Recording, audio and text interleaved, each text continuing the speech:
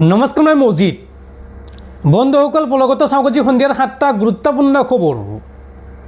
প্ৰথমটো খবৰ, দিল্লী আৰক্ষীৰ বৰ্বৰতা চাবলৈ সময় নাই দেশৰ মুখ্য ন্যায়াধীশৰ। জ্বলা জুইত ঘিউ ঢালিছে দেশৰ মুখ্য ন্যায়াধীশ সূৰ্যকান্তই। সূৰ্যকান্তই এই সন্দৰ্ভত কয় যে আমাৰ সময় নষ্ট নকৰিব আৰু আপোনাৰো সময় নষ্ট নকৰিব। আমি ভিডিঅ'ৰ প্ৰতি আগ্ৰহী নহয়, আমাৰ চাবলৈ সময় নাই। দিল্লীত ছাত্ৰ প্ৰতিবাদকাৰীৰ ওপৰত আৰক্ষীৰ ব্যৱস্থাৰ বিৰুদ্ধে আবেদনৰ জৰুৰী তালিকাভুক্তকৰণ নাকচ কৰি এই মন্তব্য উচ্চতম ন্যায়ালয়ৰ মুখ্য ন্যায়াধীশ সূৰ্যকান্তৰ। দেশৰ শিক্ষাৰ্থীৰ প্ৰতিবাদক লৈ পুনৰ বিতৰ্কিত মন্তব্য দেশৰ মুখ্য ন্যায়াধীশৰ। চলিত প্ৰতিবাদৰ মাজতে জ্বলা জুইত ঘিউ ঢালিছে মুখ্য ন্যায়াধীশ সূৰ্যকান্তই। প্ৰতিবাদী শিক্ষাৰ্থীৰ ওপৰত আৰক্ষীয়ে চলোৱা আক্ৰমণৰ প্ৰতি আগ্ৰহী নহয় দেশৰ মুখ্য ন্যায়াধীশ। মুখ্য ন্যায়াধীশৰ মন্তব্য যে আমাৰ সময় নাই আৰু আমাৰ সময় নষ্ট নকৰিব। দিল্লী আৰক্ষীৰ বৰ্বৰতাৰ বিৰুদ্ধে উচ্চতম ন্যায়ালয়ত এখন আবেদন দাখিল কৰিছিল এগৰাকী অধিবক্তাই, আৰু সেই আবেদনৰ শুনানিৰ সময়তে এই মন্তব্য দেশৰ মুখ্য ন্যায়াধীশৰ। উল্লেখযোগ্য যে ইয়াৰ পূৰ্বে দেশৰ যুৱ প্ৰজন্মক পঁইতাচোৰা বুলি মন্তব্য কৰিছিল দেশৰ মুখ্য ন্যায়াধীশে। আৰু মুখ্য ন্যায়াধীশৰ মন্তব্যৰ পৰাই আৰম্ভণি হৈয়েই আজি দিল্লীত চলি আছে শিক্ষাৰ্থীসকলৰ প্ৰতিবাদ। আৰু এই প্ৰতিবাদৰ সময়তে জ্বলা জুইত যেন পুনৰ ঘিউ ঢালিলে দেশৰ মুখ্য ন্যায়াধীশ সূৰ্যকান্তই। পৰৱৰ্তী খবৰ, ৰাজ্যৰ বান পৰিস্থিতিৰ দুখ লগা ছবি। বানত উঠি আহিছে ইটোৰ পিছত সিটো মৃতদেহ। উজনি অসমত হাহাকাৰ পৰিস্থিতি। বানপানীত এই পৰ্যন্ত অসমত 31জনকৈ লোকৰ মৃতদেহ উদ্ধাৰ কৰা হৈছে আৰু মৃতকৰ পৰিয়াললৈ 4 লাখকৈ টকাৰ এককালীন আৰ্থিক সাহায্য ঘোষণা মুখ্যমন্ত্ৰী হিমন্ত বিশ্ব শৰ্মাৰ। উজনি অসমত প্ৰলয়ংকাৰী বানৰ কৰুণ পৰিস্থিতি। বানত উঠি আহিছে ইটোৰ পিছত সিটো মৃতদেহ। সংহাৰী বানৰ মাজতে নাজিৰাৰ পৰা আহিছে ভয়ংকৰ খবৰ। কেৱল নাজিৰাতে 200ৰো অধিক লোকৰ সন্ধান নাই। আৰু প্ৰলয়ংকাৰী বানপানীত এই পৰ্যন্ত 31জন লোকৰ মৃত্যু হোৱাৰ তথ্য প্ৰকাশ পাইছে। মঙলবাৰে বানত উঠি গৈছিল একেটা পৰিয়ালৰ 4গৰাকী সদস্য, আৰু ইয়াৰে 3গৰাকী সদস্যৰ মৃতদেহ আজি উদ্ধাৰ কৰা হৈছে। মৃতদেহ উদ্ধাৰ হৈছে যদিও সৎকাৰ কৰিবলৈ স্থান নাই। বানপানীয়ে বুৰাই পেলাইছে সকলো স্থান। পৰৱৰ্তী খবৰ, NRCক লৈ ডাঙৰ খবৰ। শুক্ৰবাৰৰ পৰা উচ্চতম ন্যায়ালয়ত হ'ব NRCৰ শুনানি। 19 লাখ নাম বাদ পৰা লোকৰ পুনৰ আবেদনক লৈ ৰাজ্য চৰকাৰলৈ জাননী দেশৰ সৰ্বোচ্চ ন্যায়ালয়ৰ। অসম জমিয়তৰ আবেদনৰ ভিত্তিত শুনানি অনুষ্ঠিত হ'ব উচ্চতম ন্যায়ালয়ত। উল্লেখযোগ্য যে NRCত নাম থকা লোকসকলক পৰিচয় পত্ৰ প্ৰদানৰ পোষকতা অসম জমিয়তৰ। দৰ্শকসকলৰ বহুতো গুৰুত্বপূৰ্ণ খবৰ আছে। তাৰ আগতে আপোনাক জনাওঁ যে যদি আপুনি এতিয়ালৈকে এইটো ভিডিঅ'ত লাইক কৰা নাই তেন্তে এতিয়াই ভিডিঅ'টোত লাইক কৰি দিয়ক, আৰু এনেকুৱা ধৰণৰ ভিডিঅ'সমূহ নিতৌ চাবলৈ চেনেলটো ছাবস্ক্ৰাইব কৰি কাষত থকা বেল আইকনটো প্ৰেছ কৰি ৰাখক। পৰৱৰ্তী খবৰ, উজনি অসমৰ বানপানীক লৈ উদ্বিগ্ন মৌলানা বদৰুদ্দিন আজমল।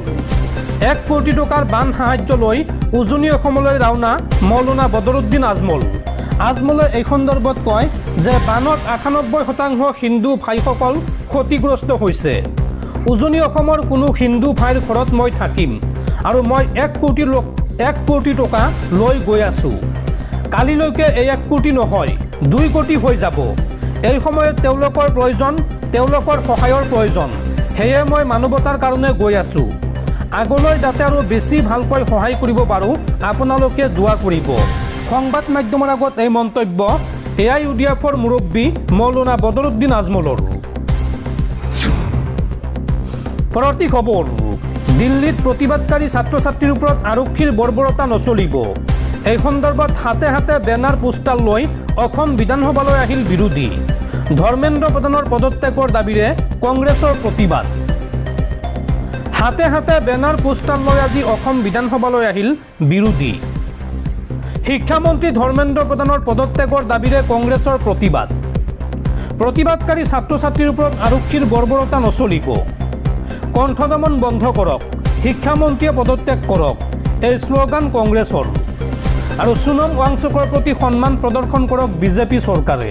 এই মন্তব্য কৰে প্ৰতিবাদী কংগ্ৰেছৰ বিধায়কসকলে।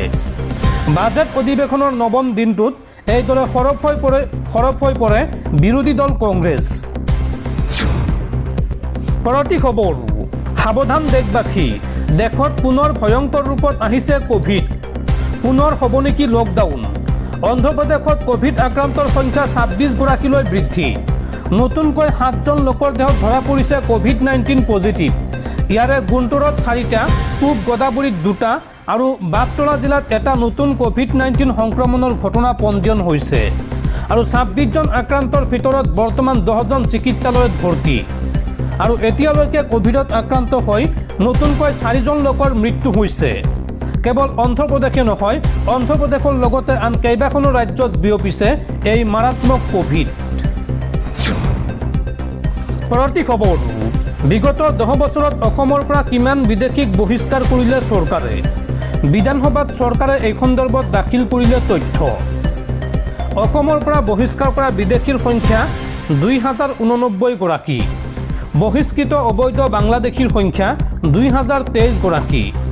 ইয়াৰে ভিতৰত নাইজেৰিয়াৰ 18 গৰাকী, ম্যানমাৰৰ 39 গৰাকী, আফগানিস্তানৰ 2 গৰাকী, ৰাছিয়াৰ 2 গৰাকী আৰু ইউক্ৰেইনৰ 2 গৰাকী বিদেশী নাগৰিকক বহিষ্কাৰ কৰিছে চৰকাৰে। অসম বিধানসভাত এই তথ্য জনালে অসম চৰকাৰে। পৰৱৰ্তী খবৰ, শিক্ষাৰ্থী আৰু কংগ্ৰেছৰ প্ৰতিবাদক লৈ এইবাৰ মুখ খুলিছে কেন্দ্ৰীয় শিক্ষামন্ত্ৰী ধৰ্মেন্দ্ৰ প্ৰধানে। ধৰ্মেন্দ্ৰ প্ৰধানে এই সন্দৰ্ভত কয় যে আলোচনা নহয়, ৰাহুল গান্ধীয়ে প্ৰকৃততে বিচাৰিছে সংঘাতহে। ৰাজনৈতিক তামাচা কৰিব বিচাৰিছে কংগ্ৰেছে। এই মন্তব্য কেন্দ্ৰীয় শিক্ষামন্ত্ৰী ধৰ্মেন্দ্ৰ প্ৰধানৰ। গণতান্ত্ৰিক বিতৰ্কৰ সলনি ৰাজনৈতিক তামাচা কৰিব বিচাৰিছে কংগ্ৰেছে। আলোচনা নহয়, ৰাহুল গান্ধীয়ে প্ৰকৃততে বিচাৰিছে সংঘাতহে। নীট পৰীক্ষাৰ অনিয়মক লৈ CJPৰ প্ৰতিবাদৰ মাজতে এই সন্দৰ্ভত মুখ খুলিছে কেন্দ্ৰীয় শিক্ষামন্ত্ৰী ধৰ্মেন্দ্ৰ প্ৰধানে। শিক্ষাৰ্থীক ৰাজনৈতিক হাতিয়াৰ হিচাপে ব্যৱহাৰ কৰিছে বিৰোধীয়ে। শিক্ষাৰ্থীসকলৰ সমাধান বিচৰা উদ্দেশ্য নহয় বিৰোধীৰ। আলোচনাৰ বাবে পথ খোলা থকা স্বত্বেও ৰাহুল গান্ধীয়ে বিচাৰে সংঘাত। আৰু এই সমগ্ৰ বিষয় সন্দৰ্ভত সংসদৰ বৰ্ষাকালীন অধিৱেশনত আলোচনা কৰিবলৈ ইচ্ছুক চৰকাৰ। উল্লেখযোগ্য যে মঙলবাৰে প্ৰধানমন্ত্ৰীৰ বাসভৱনৰ সন্মুখত ধৰ্ণা কাৰ্যসূচী ৰূপায়ণ কৰিছিল কংগ্ৰেছে। আৰু পৰীক্ষাৰ অনিয়মক লৈ বিগত 50 দিন ধৰি প্ৰতিবাদ অব্যাহত ৰাখিছে কক্ৰজ জনতা পাৰ্টি চমুকৈ CJPয়ে। আৰু ইয়াৰ মাজতে প্ৰথমবাৰলৈ মুখ খুলি এই মন্তব্য কৰিছে কেন্দ্ৰীয় শিক্ষামন্ত্ৰী ধৰ্মেন্দ্ৰ প্ৰধানে। পৰৱৰ্তী খবৰ, অসমত 25 কোটি টকাৰ GST কেলেংকাৰী। এই সন্দৰ্ভত মূল অভিযুক্ত তৃষ্ণা বৰ্মনক গ্ৰেপ্তাৰ। অসমত সংঘটিত হোৱা প্ৰায় 25 কোটি টকাৰ ভুৱা ইনপুট টেক্স ক্ৰেডিট বা GST কেলেংকাৰীৰ তদন্তই এতিয়া তীব্ৰ ৰূপ ধাৰণ কৰিছে। মঙলবাৰে এই গোচৰৰ মূল অভিযুক্ত তৃষ্ণা বৰ্মনক পশ্চিমবংগৰ পৰা ট্ৰেনজিট ৰিমাণ্ডত গুৱাহাটীলৈ অনা হয়। অসম GST বিভাগে সন্দেহ কৰা অনুসৰি এইটো এটা ডাঙৰ আন্তঃৰাজ্যিক কৰ ফাঁকি দিয়া চক্ৰ। তেওঁলোকে ভুৱা GST পঞ্জীয়ন আৰু ভুৱা বিলৰ জৰিয়তে এই বৃহৎ কেলেংকাৰী সংঘটিত কৰিছিল। আৰু তৃষ্ণা বৰ্মনৰ গ্ৰেপ্তাৰে এই তদন্তত এক ডাঙৰ সফলতা কঢ়িয়াই আনিছে। গুৱাহাটী পোৱাৰ পিছত তৃষ্ণা বৰ্মনক কামৰূপ মেট্ৰৰ মুখ্য ন্যায়িক দণ্ডাধীশৰ আদালতত হাজিৰ কৰোৱা হ'ব। GSTৰ চোৰাংচোৱা আৰু বলবৎকাৰী গোটৰ বিষয়াসকলে তেওঁক জেৰা কৰাৰ বাবে নিজৰ জিম্মাত বিচাৰিব। বিষয়াসকলে আশা কৰিছে যে তেওঁক সোধা পোছা কৰিলে এই চক্ৰটোৱে কেনেকৈ কাম কৰিছিল তাৰ গুৰুত্বপূৰ্ণ তথ্য ওলাই পৰিব আৰু লগত জড়িত থকা আন অপৰাধীসকলক চিনাক্ত কৰিব পৰা যাব।